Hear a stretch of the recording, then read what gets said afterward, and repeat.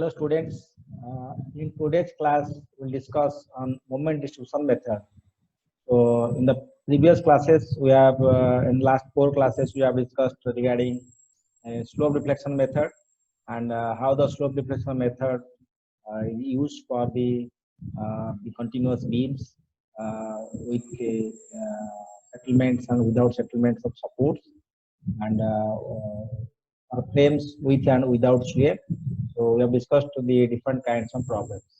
Now, initially we have seen two methods for solving the problems. One is the force method, second is the uh, displacement method. In the displacement method, we have discussed there are various methods like slope deflection method is a displacement method, moment distribution method is a displacement method, then Canis method is a again slope displacement method, and stiffness method is also a displacement method. Whereas the flexibility method is a force method. Now, in today's onwards 3-4 classes, we'll discuss on moment distribution method. In the moment distribution method, this method basically developed by Haddy Cross in 1930. So, he is a scientist who has developed this method, and according to his name, as is given, this is the moment is distributed on the joints, the unbalanced moment. Basically, that is called a moment distribution method. Now, moment distribution method is basically a displacement method of analysis. As I've told, we will ask question whether moment distribution is a force method or displacement method. So, moment distribution method is a displacement method of analysis. But this method sidesteps the calculation of displacement and instead makes it possible to apply a series of converging corrections that allow direct calculation of end moments. Basically, though it is a displacement method, we are not calculating slope or the displacements or deformations directly in this problem. Rather, by doing some converging the corrections, the unbalanced moments at the joints, we are finally finding the end moments. This method consists of solving slope deflection equation by successive approximation that may be carried out to any desired degree of accuracy. So the balance, unbalanced moments will go on balancing till it converges. The value will be between 2 cycles, the value is very less. So up to that value, we have to do this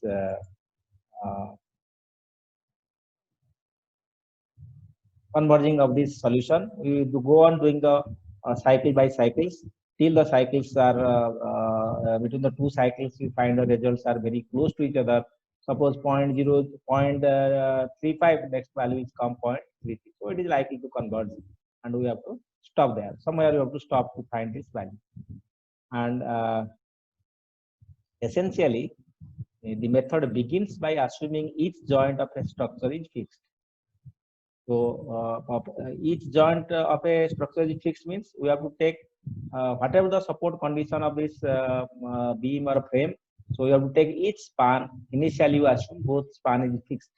Okay, you have to find the fixed end moments as we have already calculated in case of slope deflection method. So that so you first assume each joint. Suppose this is a continuous beam. Okay. Now suppose here is a roller support, here is a roller support, and this is also roller support, and this is a hinge support.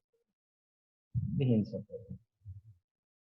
Now what will assume? Suppose this is the span A, B, C, and D. So what will find? We will find first AB. What will assume? AB is fixed. Each span is fixed. Each joint is fixed. Then we find BC is fixed. Then we find CD is fixed. So that is the first assumption. You assume each span is fixed in the moment distribution method. Okay. Now suppose you will find here the fixed moment, but the moment is equal to 0 here. So I have to release this moment and carry over this moment from D to C. So I will find the final moment at C. And when you will distribute the moment, that will not go to again to joint. Similarly, in case of A, moment is equal to 0. So you have to release this moment. Some fixed end moment is you will get at point A, and that have to make 0. So suppose it is minus 12 is the moment. So to make 0, you have to apply plus 12, and half of this value will go here as a plus 6. So this process will be carried out in the latter stage. We'll see the details. So that is why it is written.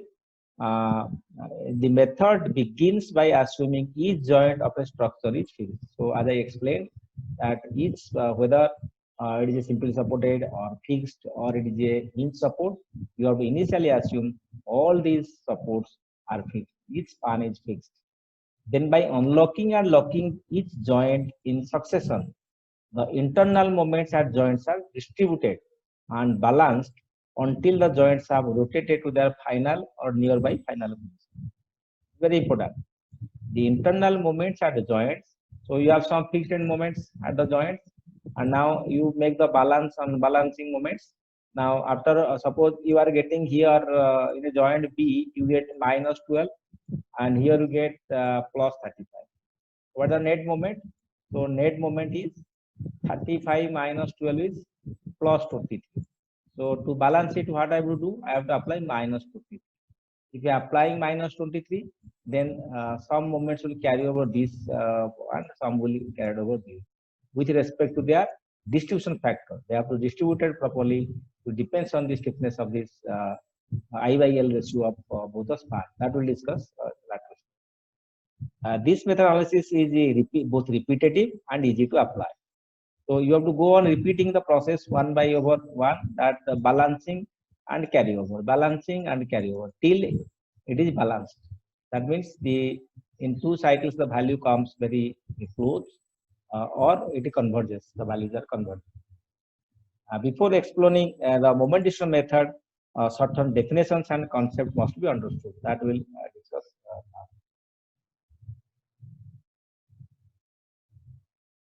Now, first come to sign convention. So in moment distribution method, as you have seen in the also slope repetition method, the clockwise movements are treated as positive and the anti-clockwise movements are taken as negative. But when we will go for the bending moment diagrams, this concept changes. In bending moment diagram, we have seen that from left side the clockwise movement is positive, and from this right side anti-clockwise movement is positive. Or you can take the concavity or convexity that causes due to moments to make the positive and negative. So bending moments causing concavity upwards in sagging will be treated as positive. Moments causing convexity upwards in hugging will be treated as negative. So you have to see how it behaves, or we can take the anti-clockwise movements from the right side is positive, clockwise movements from the left side is positive. So it depends how we'll take the values. So then you have to find the each end is fixed. Okay. So what you do? You have to find the fixed end moments. The moments at the fixed joints of loaded member are called fixed end moments. So when you fix a span and you have some loadings, then due to loadings you have to find the fixed end moments. We have already discussed the how to calculate the fixed end moments or different kind of loads on a beam. That has already been discussed in the slope reflection in the first class. So you have to remember the formulas that you can apply here, like for point loads, UDLs, or triangular loads, or the trapezoidal forces. So everything you have to find out the fixed end moments by the standard formulas. Now let us come to member stiffness factor. What the member stiffness factor? Let us consider, as is seen here, you consider the beam fixed at one end and hinged at the other end as shown in the figure. Okay. Now see this figure. In this figure, this A and A is fixed, and here this end B is hinged.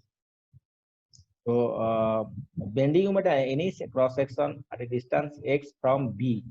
From B, if you are finding these things, and also I have forgotten to tell, hinge at other end, subject to a clockwise couple M at end B. So a moment M, that is clockwise in direction is applied at B. So the deflected shape will be like this. Okay.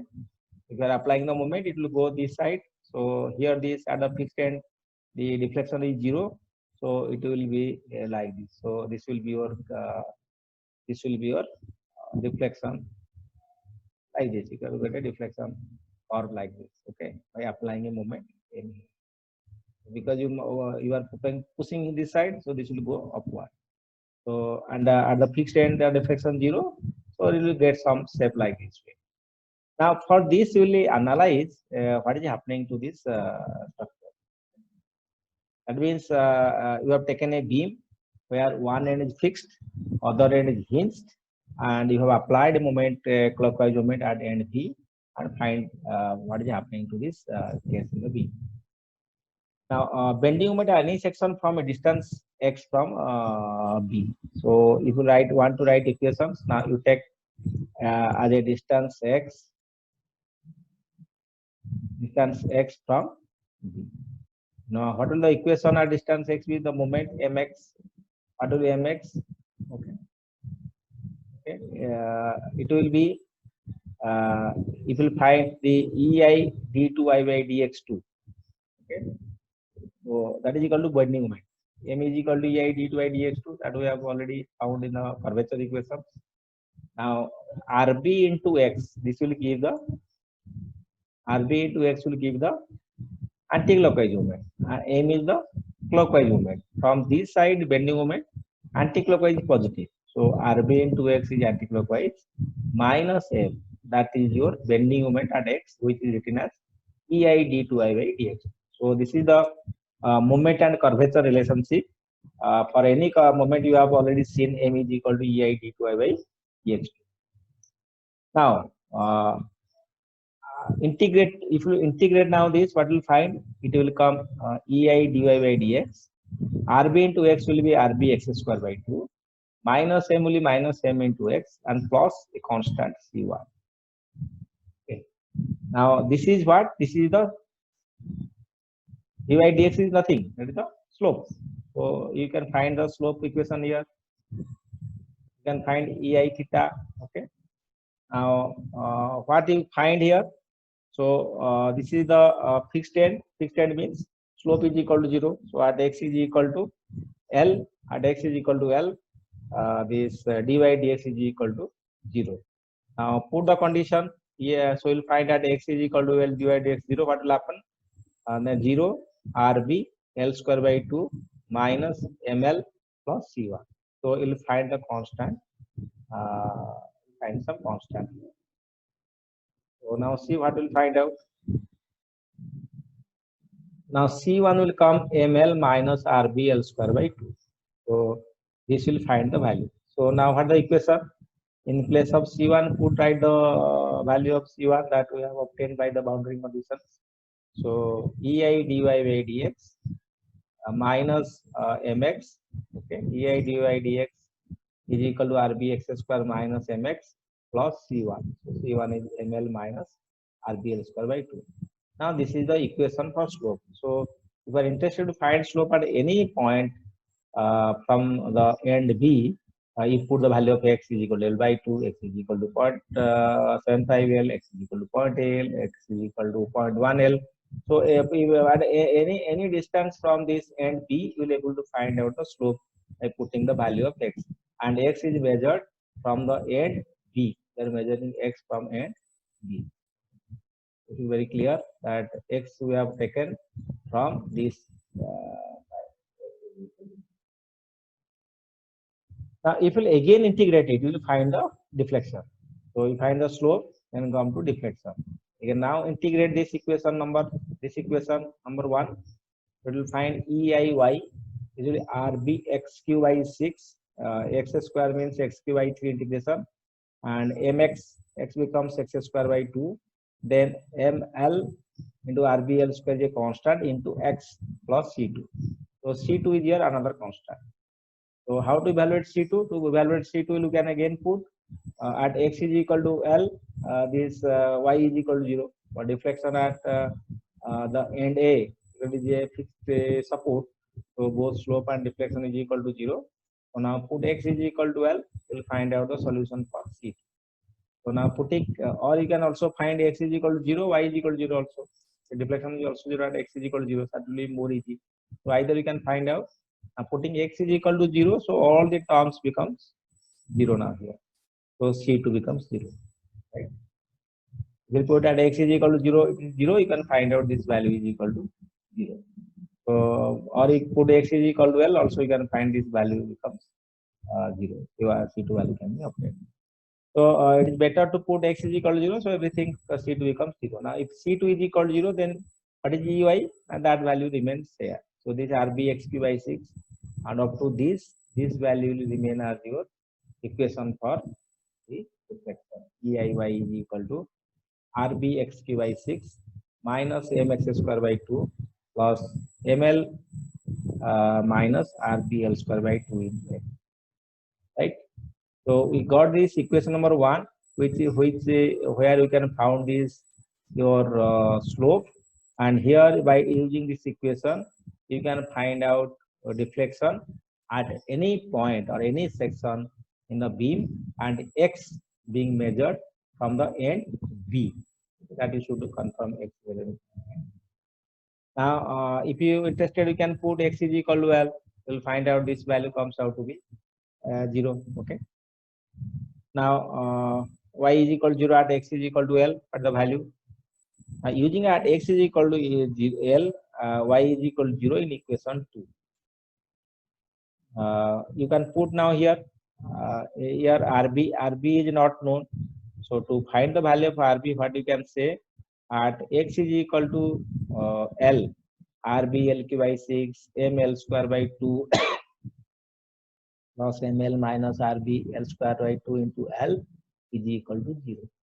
Because so this is another condition, so that we can find the reaction RB here. So RB comes out to be 3m by 2L. Now, what we got from these equations, that once you find the slope, then from the slope you find the deflection. Now, once you find the deflection, then from the deflection equation you see there is a unknown RB exists.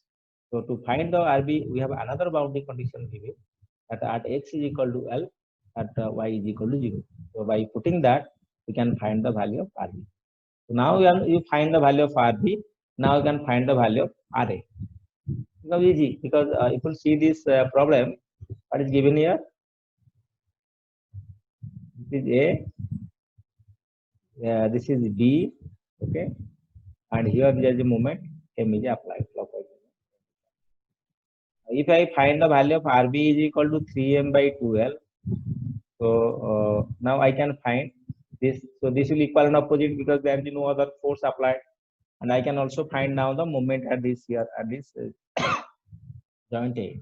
So that can be also directly obtained by taking the moment at this point. Let us come to the next part. Now substituting this in equation 1, the value of RB, then slope will be obtained. Slope was unknown, was RB value. Now if we put this value here, then EI dy dx, RB is equal to 3m by 2L. It was 2, so this value will come as L. So you can put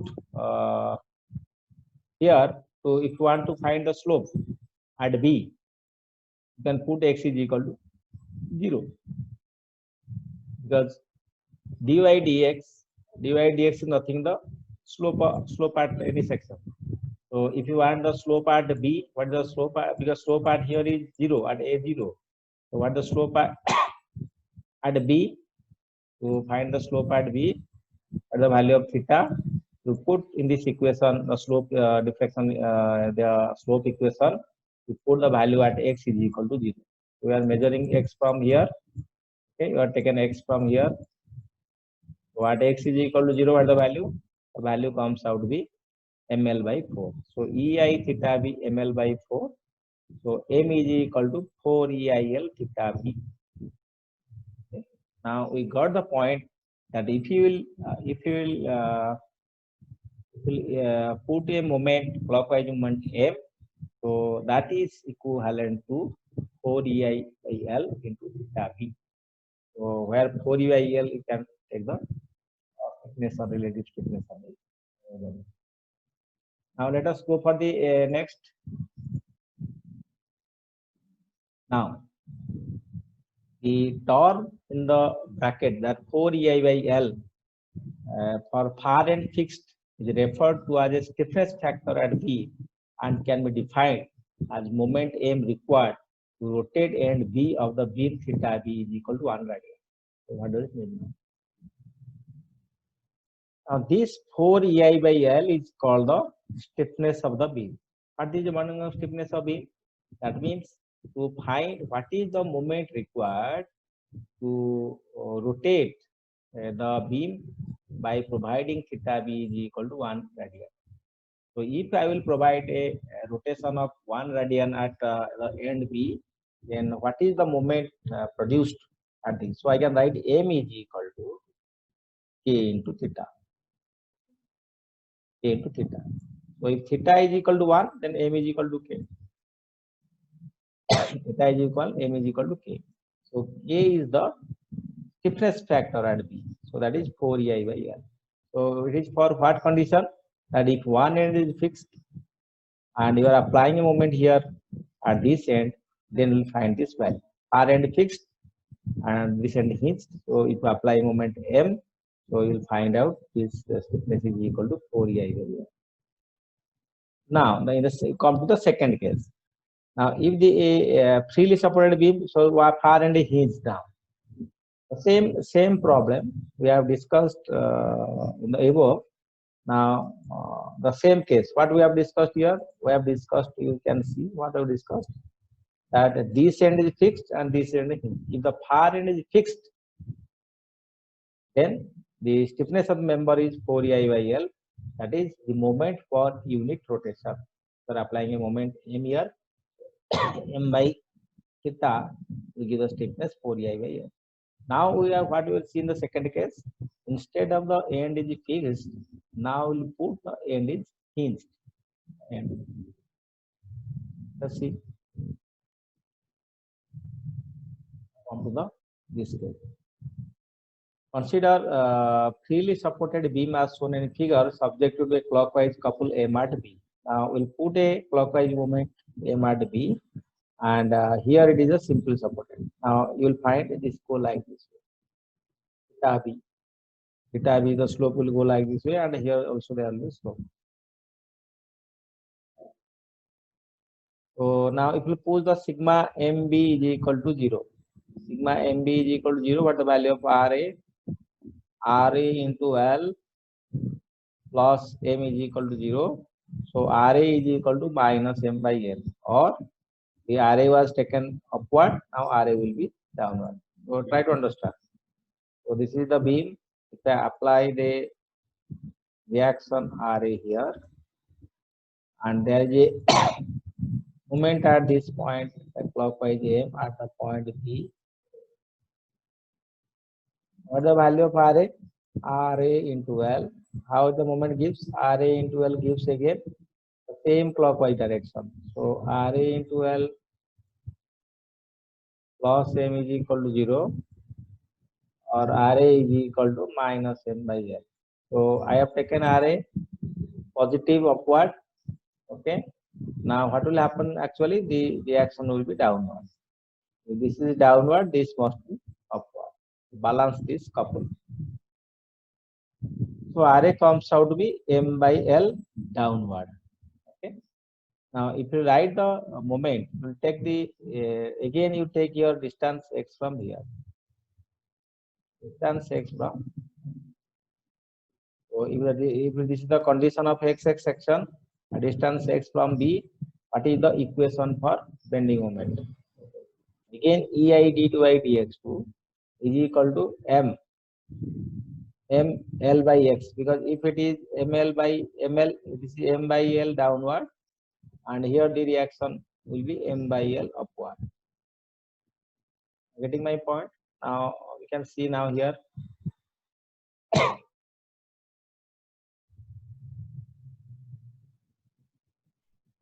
So this is the value of RA. RB must be like this, upward. RA, so this is M by L, and this will be also M by L. And there is a clockwise moment applied, that is My point is how to find out the bending moment at a distance x from here. What is the bending moment at so ml into x, which is anti-clockwise, and this m is clockwise. So this is anti-clockwise and this is clockwise. So dy dy dx is minus m yl into x minus m. So you have to find the curvature equation. Okay. So you have Ei d2i dx is equal to mx. Once you find Ei d2i by dx2, then we have to do the successive integrations to find out the slope and reflection. Let us see what is coming. Okay. Now, if you integrate this, this is m by l into x, x by 2, x square by 2. So there is maybe some doubt. This is m by l into x square by 2, okay, minus m into x plus c1. Now, what is the boundary condition? We don't know here the boundary condition. The boundary condition will be there is no slope 0. No end is fixed. If the end is fixed, then only slope is equal to 0. Here, the both ends are hinged. So at x is equal to 0, reflection is equal to 0. At x is equal to L also, reflection is equal to 0. So that is the boundary condition. So in the present case, because both ends are hinged, at x is equal to 0, I will find your y is equal to 0.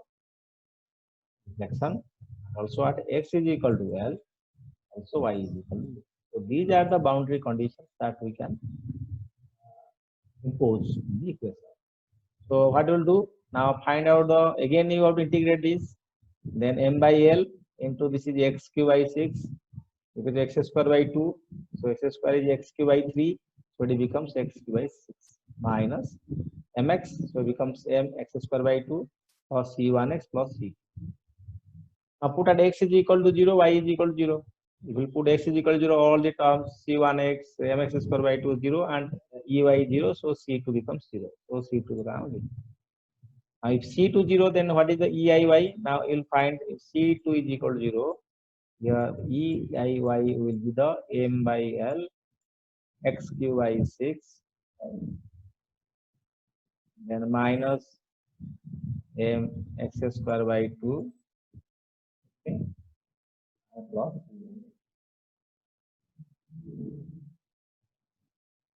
Now how to find the value of c1? Now again we put at x is equal to l, what is the value of y?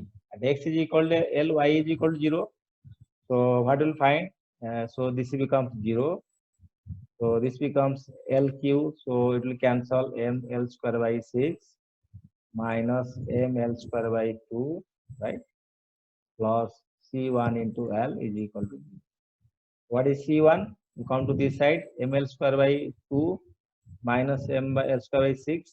So 1 by 2 minus 1 by 6. So into m L square is equal to C1L. So L will cancel. So it will m into L. Now, what is 1 by 2 minus 1 by 6? So it is equation 6. So 6 will 2, 3. So 2 by 6. So 2 by 6 means 1 by 3. So it will come ml by 3. So C1 comes out to be ml by 3. You can solve this way and find the values. Now, once the C1 value comes ml by 3, let us write the equation properly. Now, the equation comes ei dy by dx is equal to mx square l into 2 minus mx plus ml by 3. So now if you substitute at x is equal to 0, dy dx is equal to theta b. At x is equal to L, dy by dx is equal to theta a. So we can find either way. Now our objective is to find out what is the value of slope if far end is hinged.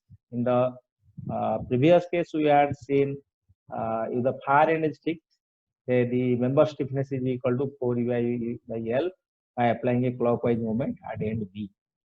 Now, similarly, now when the far end is hinged, so what is the value of the your moment? Okay, or the you can find the rotation of this end B. Now at x is equal to 0, dy dx will theta b. So put x is equal to 0, it becomes ml by 3. So what we find out that m is equal to 3il into theta v. That was 4eil theta v in case of this Rn is fixed. Now this 3I by L is called the stiffness factor at B when far end is in. So now we find the difference that like this. You can say now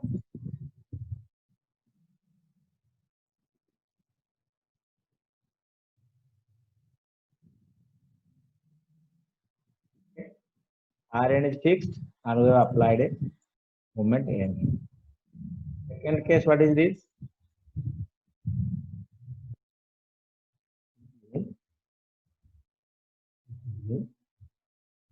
Moment M is applied. Is equal to L.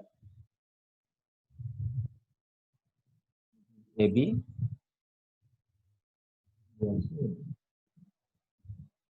If the far end is fixed, then the stiffness factor at B is 4EI by L. Can find the member stiffness 4EI by L, and here it is 3I by L. The standard formula that can be applied in the lateral stage. So this is how we'll find out the stiffness factor with the far end is fixed. The stiffness factor is the far end in. So one is 4EI by L and other is 3I by L. Let us see the joint stiffness factor. Okay. What do you mean by joint stiffness factor? We will make a joint. How to find the joint stiffness factor? Now, in a joint, at a joint, there will be several members will meet. It will not. It may be two joints. A joint means there will be the two members meet, that become a joint. So there may be 2 members, or 3 members, or n number of members meet. Now, in this figure, you will see there are 4 members: OA, OB, OC, OD. 4 members, and the supports A, B, C, D are not all fixed. C is hinged. So C is hinged, and A, B, D are fixed. So you can write this joint is C. It is not written. In the ABCD, you will find I1. Here it is ABOA. I1 L1, moment of inertia and the span. B I2 L2, moment of inertia and the span. I3 L3, and M is the moment, clockwise moment applied at the joint O. And I4 L4 is the moment of inertia and the length of the member. So OA, OB, OC, and OD, 4 members are meeting at a joint O. They have the different moment of inertia and different span. I1 L1, I2 L2, I3 L3, I4 L4. And end A, B, D are fixed where C is the hinge. Now what we'll see, then by principle of superposition, we can find a total stiffness factor at the joint. The total stiffness factor at the joint, the total stiffness factor at the joint, the sum of the member stiffness factor at that joint. So O is a member, OB is a member, OC is a member, OD is a member. If I know the stiffness of OA, stiffness of OB, stiffness of OC, stiffness of OD, then the joint stiffness is equal to stiffness of OA plus stiffness of OB, stiffness of OC, stiffness of OD. That is why we can that the K value, the K total at the joint is equal to summation of K of each members meeting at the joint. So here it can be 4 EI1 by L1, it is 4 EI2 by L2, here it will be 3 EI3 by L3 because it is hinged, far end is hinged. Now it is fixed means 4 EI4 by L4, that we can write stiffness factor. So the total stiffness factor becomes K OA, K OB, K OC, K OD. So now let us expand these values.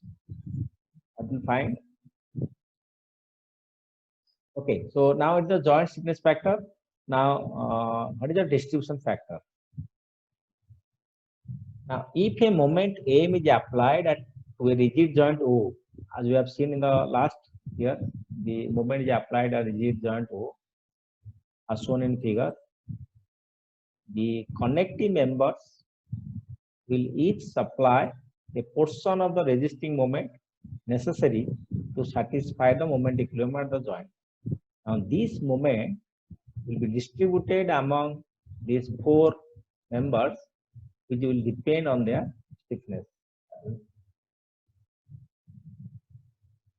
Now, distribution factor is that fraction. Now, please mark this. This is very important. You have to explain. What is the distribution factor? Distribution factor is that fraction which, when multiplied with the applied moment M, gives the resisting moment applied by the members. So, it is a part of this moment M will be transferred to these members by the distribution factor. It will be distributed.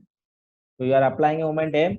So if you have to balance it, you apply minus M, and that shall be distributed among the four members as per their stiffness factors. So to obtain its value, imagine a joint is a rigid joint connected to different members. The applied moment M cause the joint to rotate amount theta, then each member rotates by same amount. So just now see, if applied moment M cause the joint to rotate theta, then each member rotated by the same amount. That means if that in that joint, if the joint the joint rotates by amount theta, the joint rotates amount by theta, then each member will be rotate by an amount theta. So now for equilibrium, the value of M is equal to M1, M2, M3 and M4. So each 4. What is M1? I have already told K1 theta plus K2 theta plus K3 theta, theta I2 sigma of K. K is equal to K1 plus K2 plus. Okay. So we have find M is equal to K theta because stiffness is equal to moment per unit rotation. So M is equal to as many numbers as meeting here the joint. If there is n number of members, there will be sigma M can be Kn. So n varies from 1 to n. K1 plus K2 plus K3 plus K4 will go on like that way, and we have to find this value theta into sigma Kn. Now, once you find this value, what is the distribution factor? You see what is the factor? M1 by M, M1 by M2 by M, M3 by M. We can find the distribution factor. So what is M1? K1 theta. What is M? Sigma K by theta.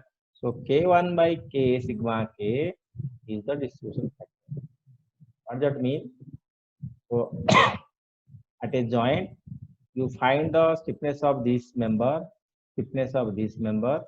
then you add these two stiffnesses, that will be sigma K. Then the distribution factor for this side will be K1 by sigma K, and this will be K2 by sigma K. And generally, if you add all the distribution factor at a joint, that must be equal to 1.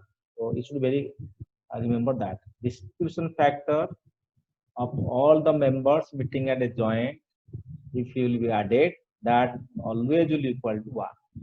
Distribution factor cannot be more than 1. So distribution factor will be 1 between 0 to 1, and accordingly, if at a joint, the summation of all distribution factor is always equal to 1. So if you make generalized at a DEF, what is DEF? DEF is equal to K by sigma K. So what is the meaning of K by sigma K? Suppose I have 3 members, let's say 3 members meeting at this joint.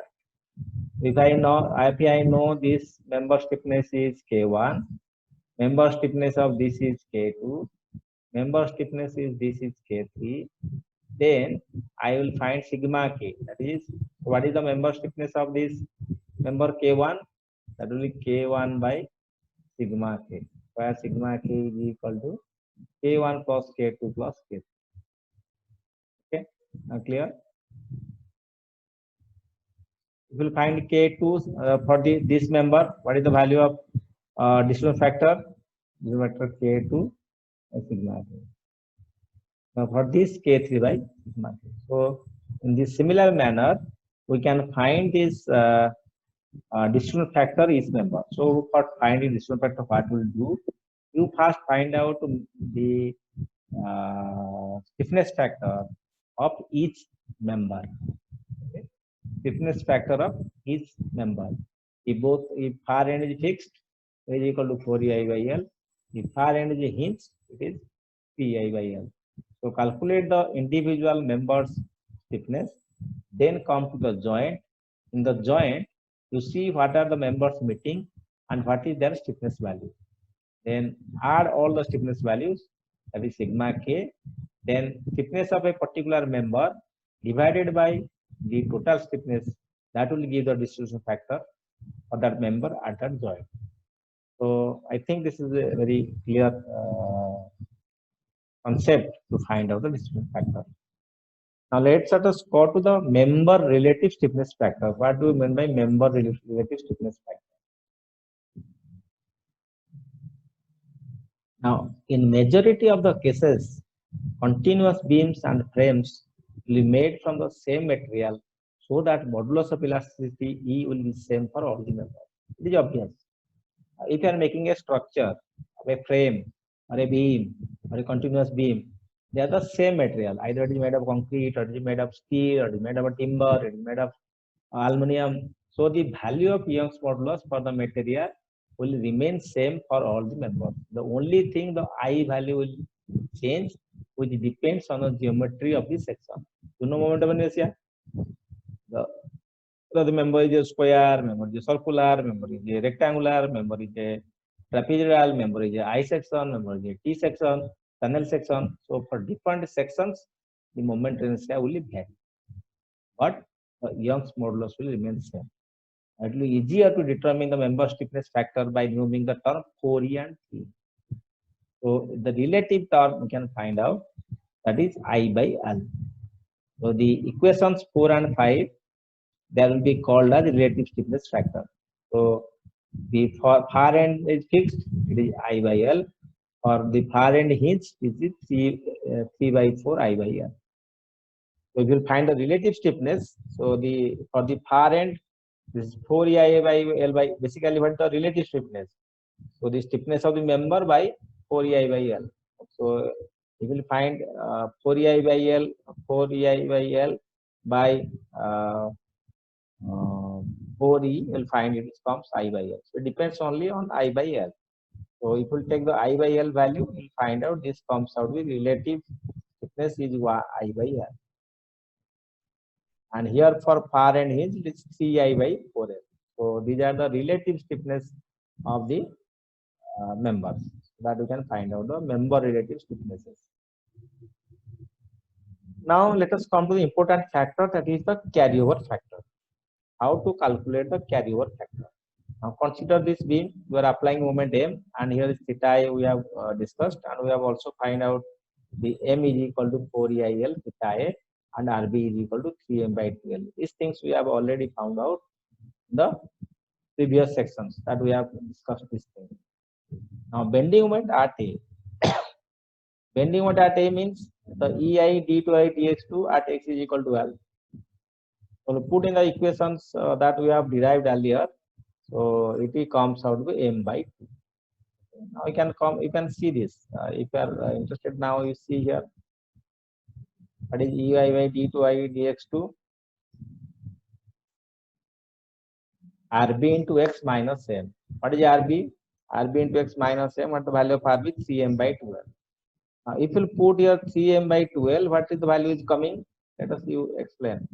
So this will come 3M by 12 into x minus M.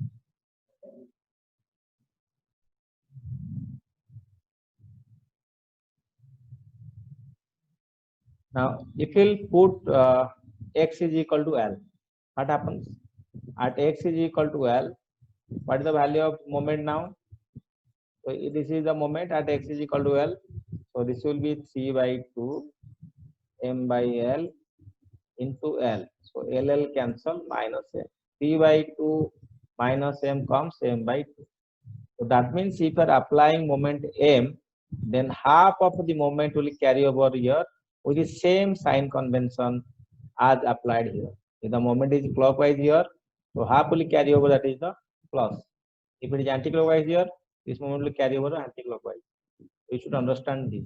So whatever the moment applied at the joint, half of that moment will come to the joint through which it is connected. So that is the carryover factor. It is carried from one joint to other joint. Now see, we will find m by 2. Okay, as we have discussed there, we will find the value of m by 2. M by 2 is the moment being transferred from this end to that end. Now, positive when you went m by 2 at A indicates clockwise moment of m by 2 at A. In other words, the moment m at P induces a moment of m by 2 at the fixed end. The carryover factor represents the fraction of the moment that is carried over from hinges to the fixed end. Hence, the carryover factor for the case of the far end fixed is half. The plus sign indicates both moments are in the same direction. Okay.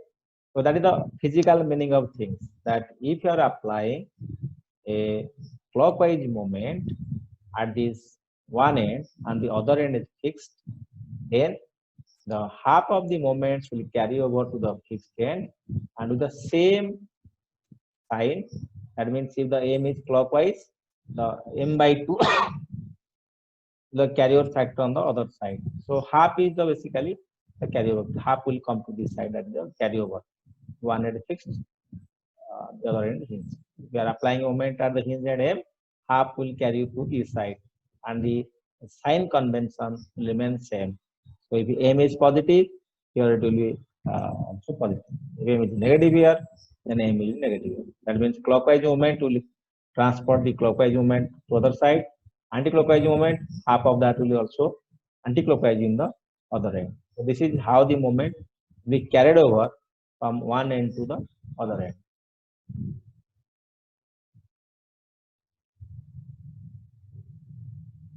Now, before going to the moment distribution for beams, let us see how these carryover factor expressions for different kind of beams it will go.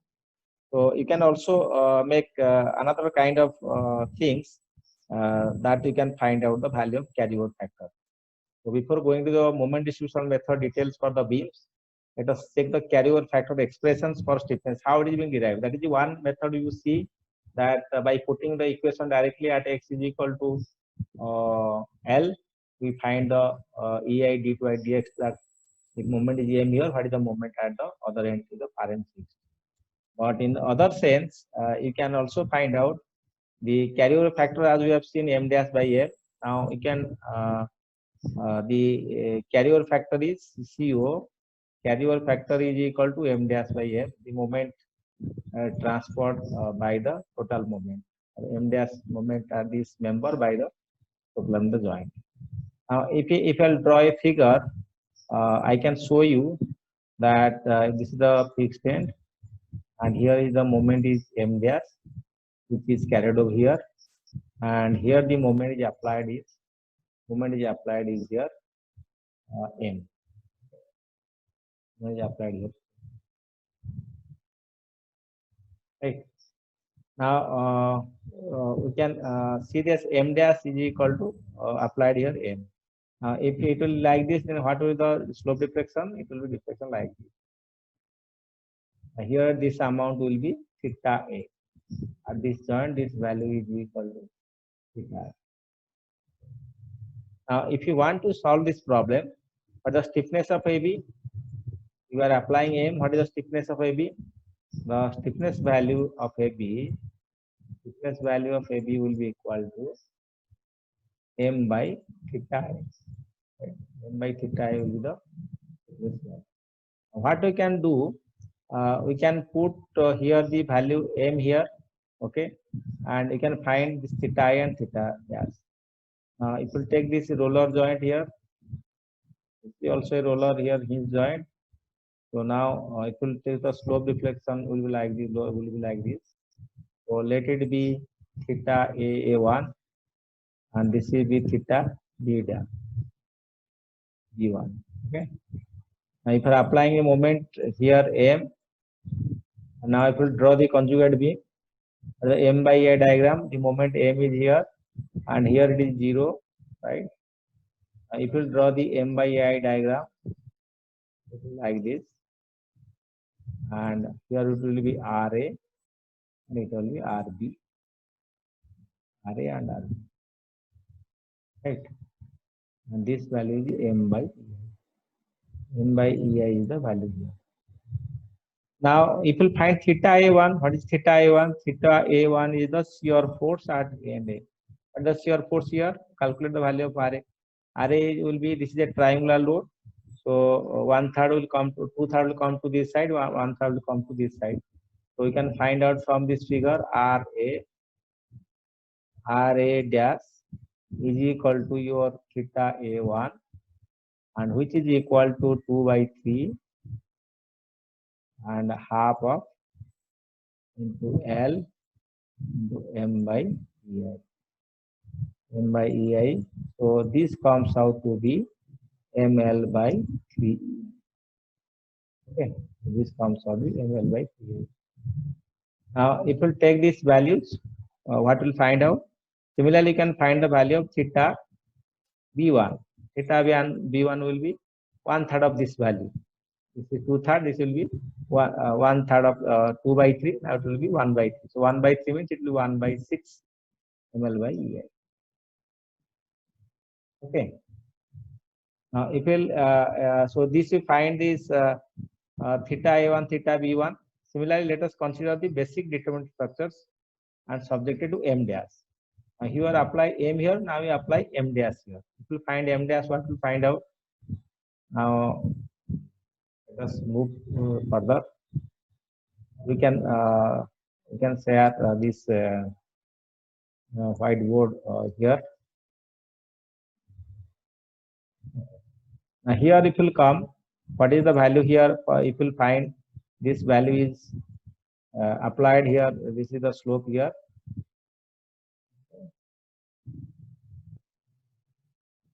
Now if you apply this now, here the value will be like this.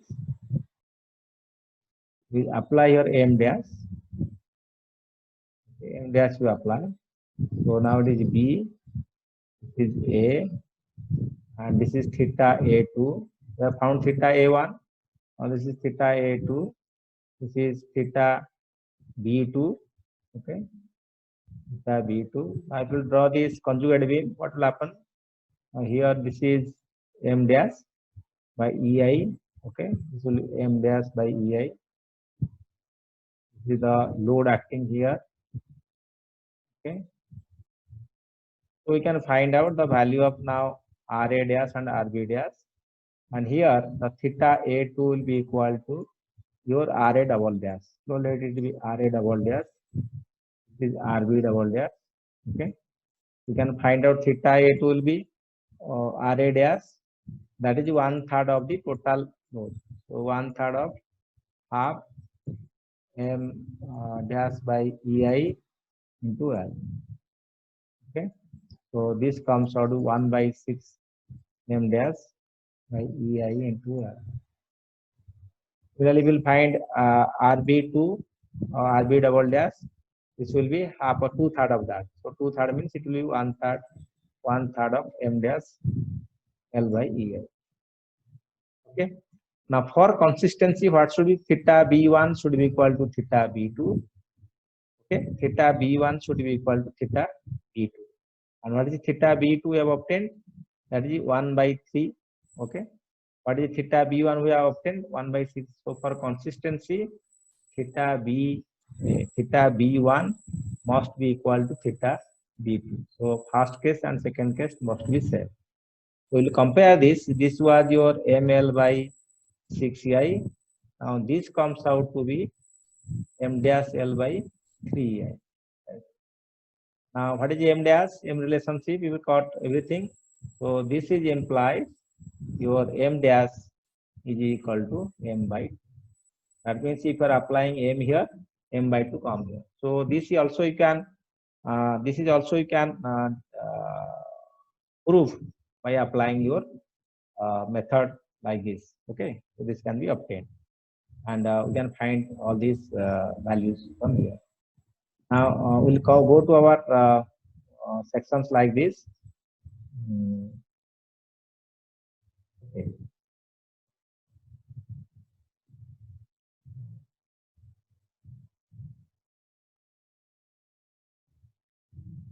Now we'll see what we are discussing in the prior. Now let us go to the moment distribution method for beams. So let us discuss the procedure. What is the procedure for this? We will discuss now. Now the procedure for analysis will find out that the fixed end moments for each loaded span are determined assuming both ends fixed. So initially you assume both ends fixed and accordingly find the fixed end moments for each span. Then the stiffness factors for each span at the joint should be calculated.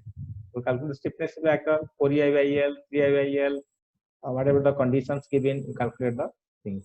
Then you calculate the distribution factor K by sigma K at the joint. So at the joints you have the stiffness factors, then you have the distribution factors. Now distribution factor, as I have told, is varies from 0 to 1.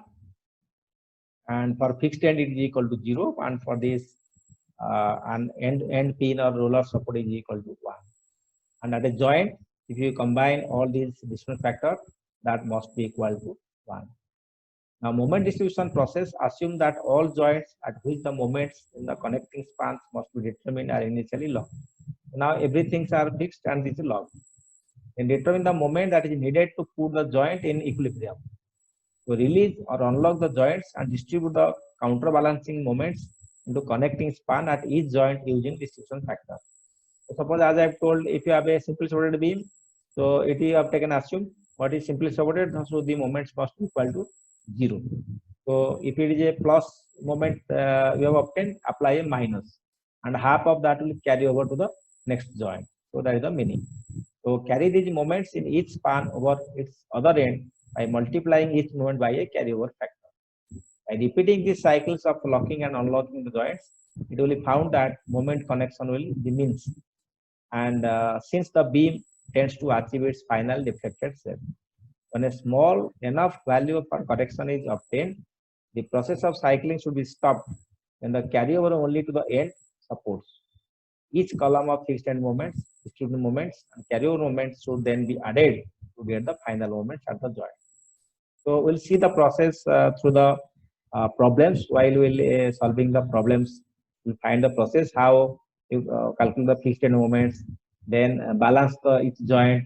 If you balance, then apply to the make the balance, and then carry over the moments. Once carry over, then carry over and balance. Carry over balance will go on continuing till the values converges, and then each column.